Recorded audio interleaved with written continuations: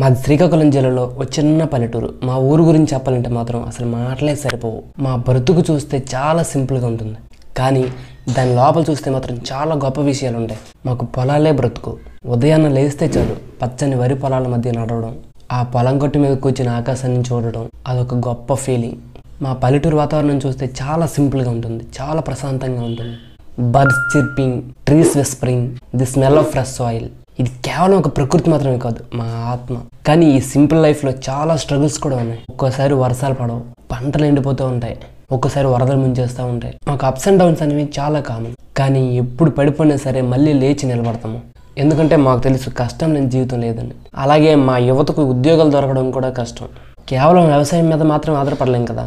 అందుకే మాలో చాలామంది జాబ్స్ కోసం హైదరాబాద్, బెంగళూరు లాంటి పెద్ద పెద్ద సిటీస్కి వెళ్తూ ఉంటాం, ఎందుకంటే మాకు కూడా మంచి కెరీర్ కావాలి కదా. కానీ చూస్తే మా మనసు మాత్రం ఎప్పుడూ ఇక్కడే ఉంటుంది. సిటీలో ఎంత సంపాదించినా సరే పండగ వచ్చిందంటే మా ఊరు రాకపోతే మాత్రం దానికి అర్థమే ఉండదు. మాదొక స్పెషల్ లాంగ్వేజ్ అండి. బయట వాళ్ళకి అర్థం కాకపోయినా మా యాసలో ఆప్యాయత, అనుబంధం, అనురాగం ఉంటాయి. చిన్నప్పుడు గువ్వలాటలు, కోతి కమ్మచ్చి ఆడుకునే వాళ్ళం. ఆ ఆటలు మాకు గెలవడం, ఓడిపోవడమే కాదు, అందరితో కలిసి ఉండడాన్ని నేర్పించినాయి. That's our identity. మా అందరి కష్టం, కన్నీళ్ళు ఒకరికొకరు పంచుకుంటూ ఉంటాం. చూడండి, మా బ్రతుకులో చాలా అన్టెంటీస్ కూడా ఉన్నాయి. జాబ్స్ లేకపోవడం, ఆర్థిక ఇబ్బందులు, వ్యవసాయంలో నష్టాలు, ఇవన్నీ ఉన్నప్పటికీ మాకు స్ట్రెంత్ కూడా ఉంది.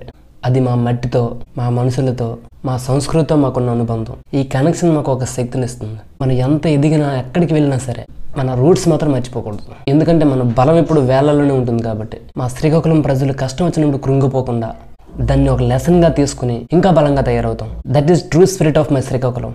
Simplicity is not a weakness, it's a foundation for powerful life.